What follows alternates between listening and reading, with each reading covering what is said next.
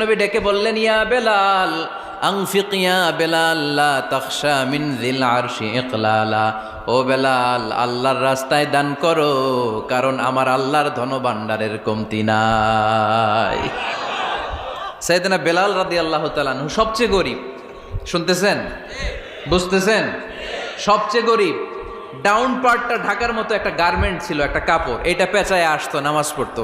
গায়ে রাখার মতো কোনো জামা নাই, আর খাবার দাবার টাকা পয়সা বলতে নাই।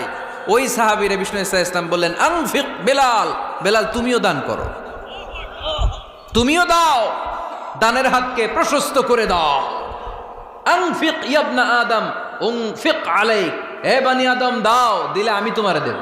কেজির এটা হুজুরে দিয়ে দিলাম, এরপরে কেউ আমার 20 কেজি দিলে ওইটা ধরবো, ওইটা আবার আরেকজনরে দিব, এরপরে আরেকজন 30 কেজি দিলে ওইটারে ধরবো। কথা বলেন, কথা বলেন, কথা বলেন। এজন্য আল্লাহ